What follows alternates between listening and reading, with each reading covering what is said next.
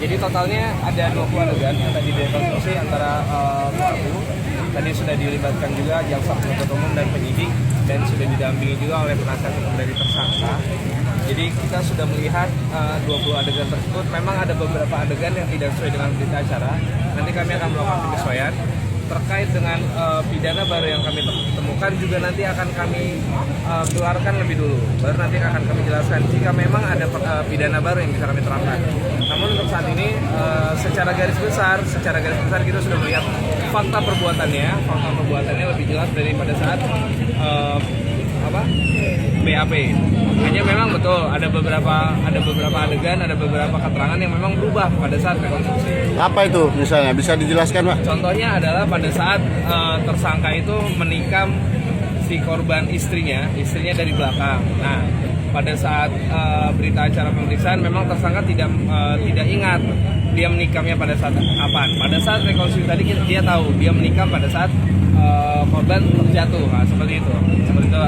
Ada lagi ketika dia diserang oleh korban, dia menangkap tangan korban dengan tangan kiri, ternyata dengan tangan kanan, ternyata dengan tangan kiri. Perbedaannya adalah ketika dia menangkap dengan tangan kiri, kenapa? Karena dia sudah memegang senjata.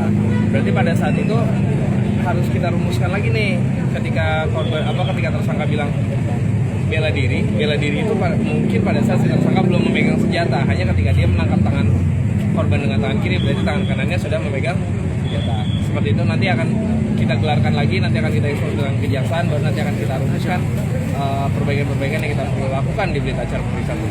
Total 20 adegan. Ya. Ada rencana diulang lagi nggak rekonstruksi nggak? Tidak ada rencana diulang rekonstruksi cukup terkait dengan fakta baru yang tadi dijelaskan, fakta barunya. Ini pengamanannya sendiri berapa orang personil ini? Pengamanan ini dari Polres sendiri ada sekitar 60 orang. Dari Polres Brimob. Oke, dari Polres sendiri mungkin ada sekitar 60 orang, dari Brimob ada 80 orang. Ini jumlahnya banyak ya? Banyak, karena kan kita mengantisipasi karena ya perkara ini menjadi sorotan publik, apalagi masih ada keluarga korban yang banyak di tempat kejadian perkara, banyak masyarakat yang masih dendam terhadap tersangka. Yang kita lindungi adalah si tersangka itu sendiri. Ini kapan akan dilimpahkan ke kejaksaan? Secepatnya. Ada hal lain, Pak, yang mau ini? Sudah tidak ada hal lain. Yang jelas kami sampaikan pada masyarakat bahwa perkara ini dalam penanganan kami dan kami benar-benar menangani perkara ini dengan profesional. Jadi saya minta mohon masyarakat memberikan dukungan, tidak perlu melakukan reaksi terlalu berlebihan. Yang jelas percayakan kepada kepolisian, maka kepolisian akan menyelesaikan perkara ini secepat mungkin. Oke. Besok apa lagi?